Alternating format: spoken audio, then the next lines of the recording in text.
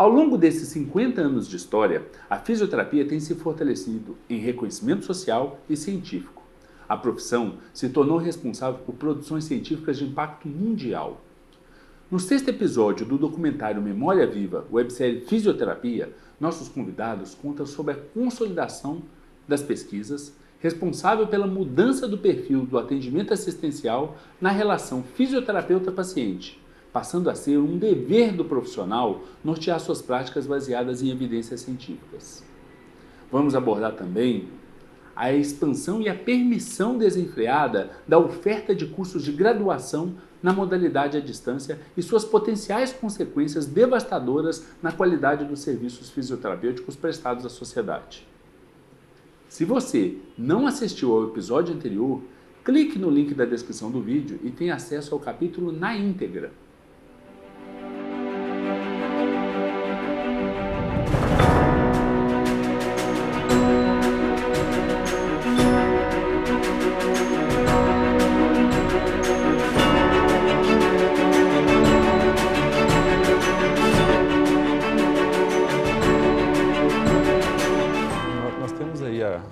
A UFMG entrando depois aí, né, desse cenário.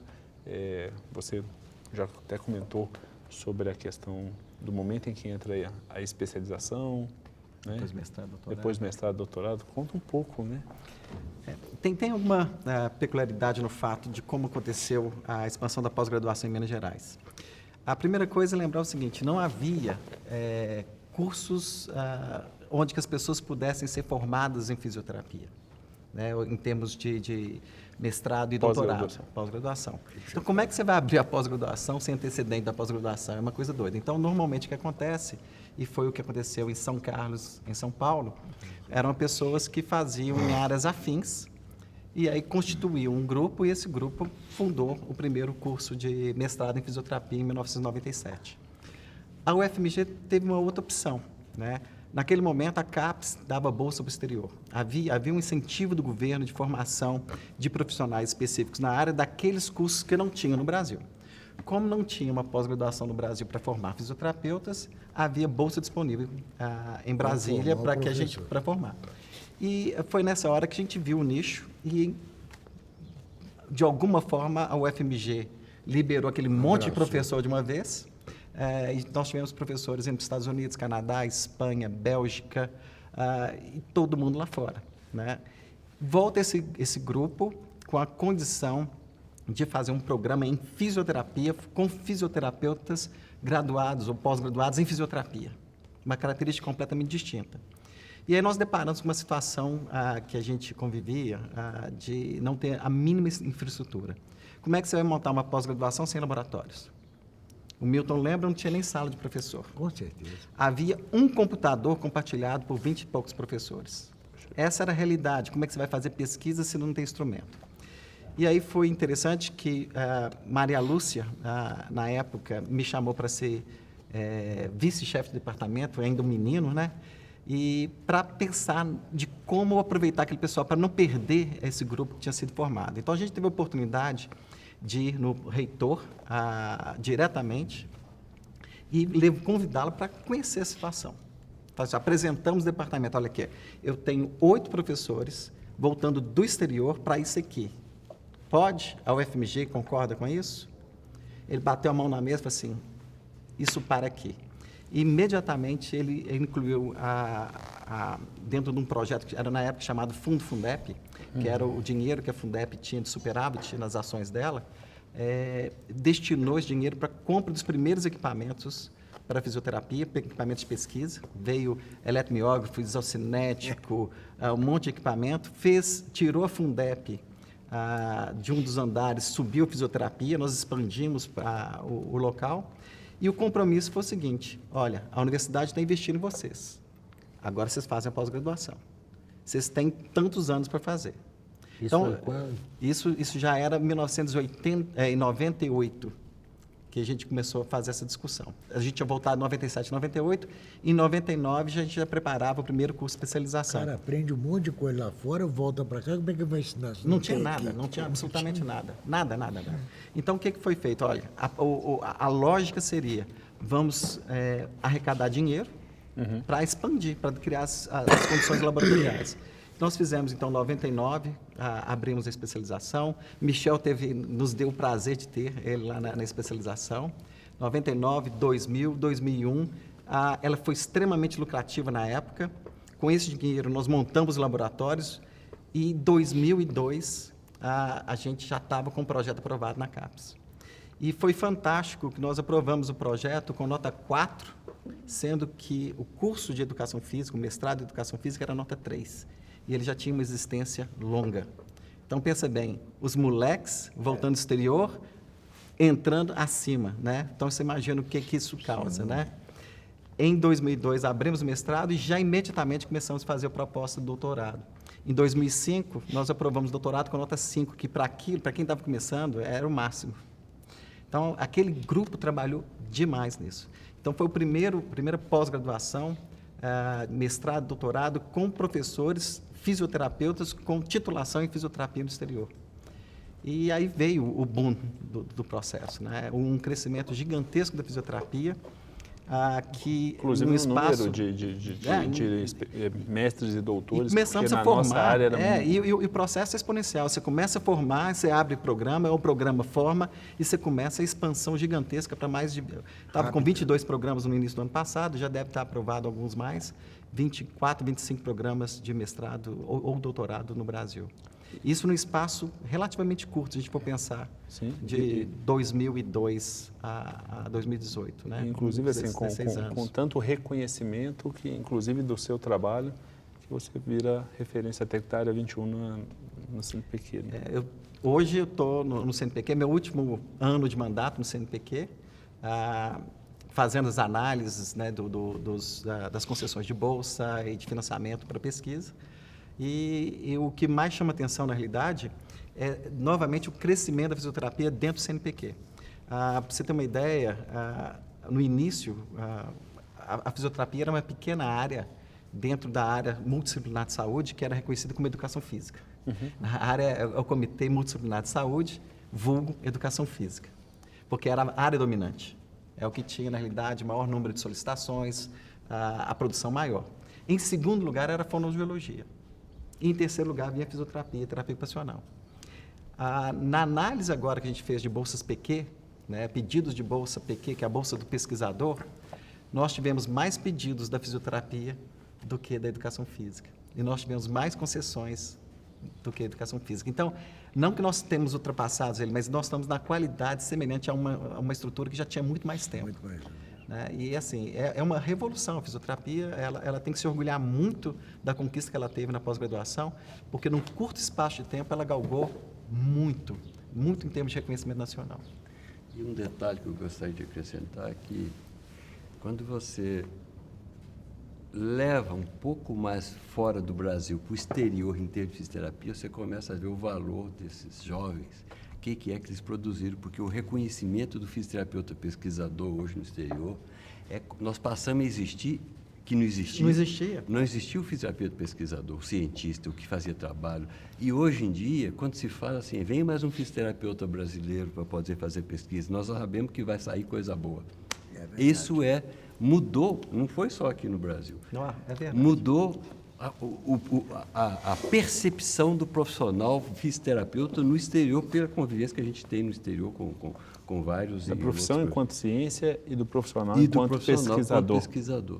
Bem, falando, né, da pós-graduação, falando de todo esse avanço científico da fisioterapia, a gente resgata hoje assim, o cenário atual, o que parecia inimaginável, a gente discutindo e ouvindo falar na prática baseada em evidência na fisioterapia. E, ao mesmo tempo, paralelamente a estudo por questões até mercadológicas, a disseminação dos cursos de graduação nas instituições privadas a partir dos anos 2000, né? E agora, muito recente, com decretos que dão amparo para isso, a possibilidade, né, talvez um dos nossos grandes desafios do momento, de cursos EAD. Né? Então, assim, eu queria que até você mesmo, professor Sérgio, todos aqui presentes, assim, discutisse um pouquinho sobre esse risco, assim, tanto a questão da prática baseada em evidência, quanto esse risco do EAD, imaginando que desde 85 vocês já estavam preocupados com a relação terapeuta-paciente. Imagina como... E hoje, né? Imagina com esse futuro mais tenebroso, né? A prática baseada em evidência é quase que uma evolução natural de quando você gera conhecimento suficiente para poder fazer análise daquilo que você produz. É impossível você olhar a evidência quando você não tem documentação de nada, né? Então, a partir do momento que a fisioterapia começa a gerar a sua própria pesquisa, e não é só no Brasil, nós estamos falando do mundo todo, porque houve um período que, mesmo se você tentasse analisar a evidência, não teria como fazer, porque não existia pesquisa suficiente. Nós tivemos um período de pesquisa de mecanismos, que foi extremamente importante, e mais tarde entra pesquisa específica em relação aos nossos resultados, a comprovação da prática, uma reanálise daquilo que a gente faz. A partir do momento que você já tem um corpo de conhecimento, você pode começar a fazer uma reflexão a respeito daquilo que a nossa área realmente é capaz de oferecer para o nosso cliente. Então, uma revolução que acontece na medicina, ela é transportada de uma maneira bem clara depois para a fisioterapia. O único risco que eu costumo apontar nessa história é que a gente tem que transportar, então, a medicina baseada em evidência para a fisioterapia com as suas distinções. A gente não pode fazer também análise da prática baseada em evidência com foco na doença. Sim. Né? Por exemplo, qual que é a intervenção para esse tipo de doença? Porque, na realidade, o paciente é o foco. Então, ela exige também cuidados. Ela exige, na realidade, que você adapte o modelo para aquilo que a nossa profissão produz. A gente não está tratando uma doença específica, mas um paciente que tem uma determinada condição. Em relação ao EAD, esse é um risco que a gente vai ter que lidar e tem que aprender a lidar com isso. Porque, certamente, as questões econômicas de grandes empresas que vêm impor uma solução que seja mais econômica para eles. Nós temos duas alternativas, que é a primeira delas, o que a gente vem hoje, que é a luta contrária a isso, é a demonstração clara das falhas que vão ser produzidas diante desse mecanismo. E um segundo momento, se isso se tornar irreversível, que a gente delimite claramente até onde que ela é aceitável. Agora, a gente tem que começar a documentar qual que seria os efeitos disso para que a gente possa sensibilizar o outro lado. Então, depende muito da gente. A gente brigou tanto, isso aqui foi uma demonstração clara das brigas ao longo dos anos e das vitórias que nós tivemos. Então, é mais uma vitória para ser conquistada. Bom, eu gostaria de contar para vocês um pouco da história do projeto de lei 5.414 de 2016, de minha autoria, que busca alterar o artigo 80 da Lei 9.394 de 96, a Lei de Diretrizes e Bases da Educação Nacional, para dizer que o poder público deve incentivar os programas de desenvolvimento e de veiculação de cursos de ensino à distância e de educação continuada, salvo nos casos de curso de formação na área de saúde. É este o projeto de lei, que nasceu de uma conversa, de uma visita feita pelo presidente do CREFITO, o Anderson Luiz Coelho, que levou até mim essa preocupação em relação ao ensino à distância em matéria de saúde. Eu absorvi bem o que era aquela problemática, nós então encaminhamos esse projeto de lei. Delimitar essa linha do que é positivo, o que é bom da tecnologia à distância e evitar aquela linha da exploração de mercado, da exploração financeira, da usina de diplomas, respeitando sempre princípios filosóficos de que quem trabalha em saúde é ramo da filosofia, que não se aprende apenas com conteúdo, mas se aprende através da postura dos mestres.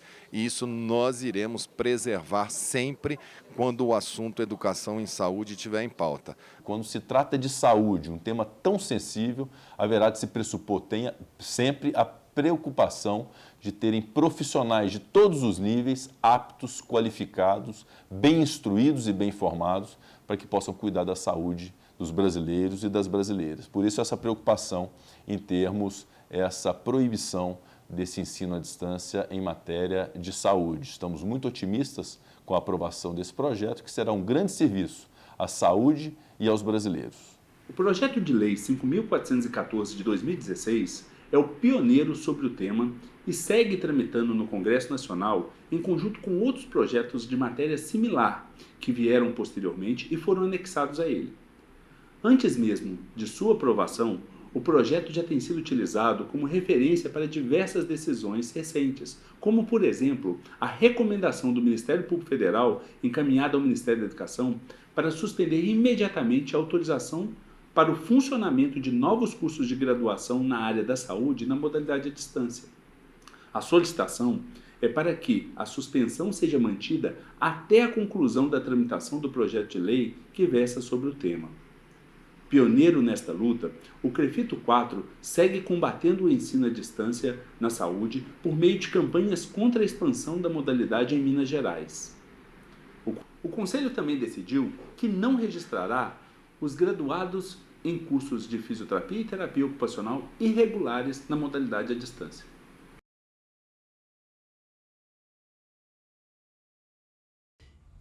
Quando a discussão do ato médico, todos os argumentos, todas as justificativas apresentadas pelo CREFITO, né, foram integralmente acatadas pela Presidência da República. Quando da divulgação, né, dos vetos com as suas justificativas, eram as mesmas que tinham, com as mesmas palavras e as mesmas vírgulas que tinham sido feitas pelo CREFITO através do antes.